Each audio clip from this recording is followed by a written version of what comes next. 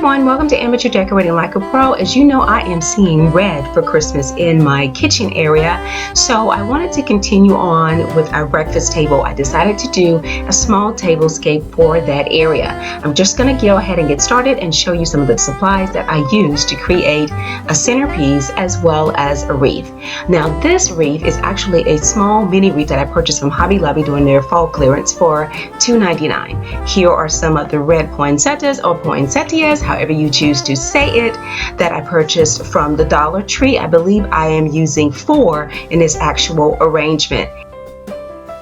I'm going to use the berries and pine cones from this actual bouquet, and I am also going to use Epsom salt, no longer just for medicinal purposes. I'm going to actually put it in the flower vase, and the flower vase, by the way, is one of the smaller ones that you get from the Dollar Tree, as well as a candlestick holder. This is optional.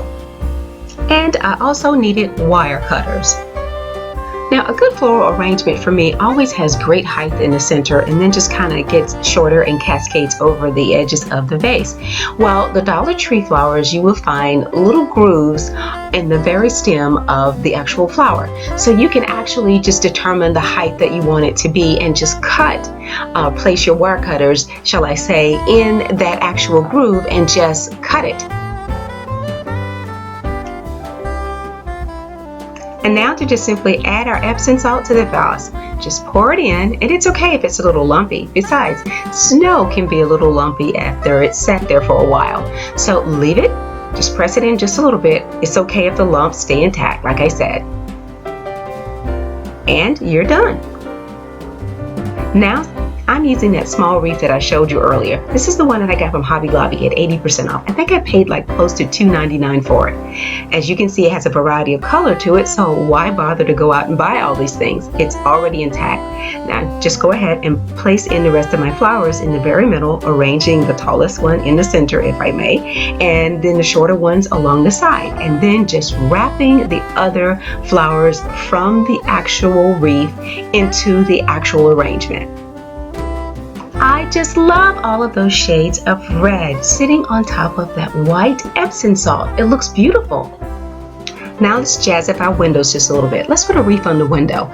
So I'm using this wire wreath from the Dollar Tree, and I actually took an old t-shirt that I normally use to paint furniture in, and I just cut it in strips, and now I'm just wrapping it around the actual wreath until I get everything fully covered.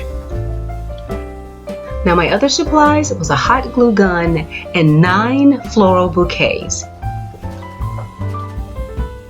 Now take note, these are 2 different types of flowers. Now the first row of flowers is simply glued above the outer ring of the actual wreath, facing away from the center. Now the next row of flowers is glued above the next ring, and this one is going to face straight up as if it's actually facing you.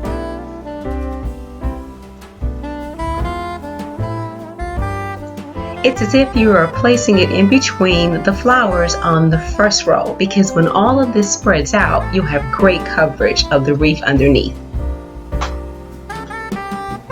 Now I thought it was also a great idea to alternate the flowers between large and small as I was placing them on the wreath.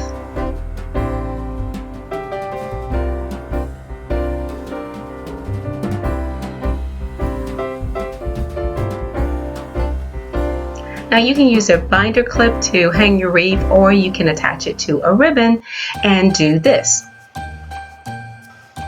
Just take a bunch of your greenery scraps and just hot glue them together, including some berries or either some of the holly or whatever you may have, whether it's pine cones, it doesn't matter. Just mix it together and then use it to hang above your wreath. Take your ribbon and glue it to the very back of this actual grouping. Put a little hole in it where there's a little hot glue. Then place it on the command strip using the hole in the ribbon. Now I am very pleased with how this arrangement at the top of the wreath turned out. Something very simple, just adding a little hot glue and gluing whatever that I had actually purchased from the Dollar Tree and that was left over. And I love the wreath. It's very simple and I think it just holds its own. I hope that you like it. But let me go ahead and show you the tablescape. Now this table is a tavern style table and it just happens to have a Lazy Susan built into the middle of it. And it really does come in handy. It also converts from a square to a round table by simply raising the lips along the sides. Now if you don't know, I am a big fan of glass plates and I am using the glass as well as my white dishes together. I am actually going to be making my famous muffins and we're going to have fresh fruit as well as coffee and juice, which is what we like to enjoy for breakfast, especially Christmas morning, taking it easy in our PJs. The glasses are from the Dollar Tree.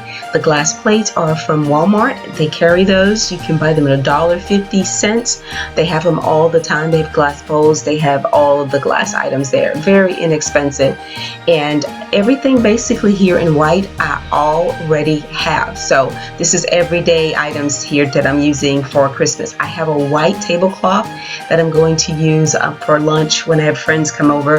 And it's just that easy to just take this up and make it a little bit more fun for the girls, shall I say. But guys, I just love it. It's simple.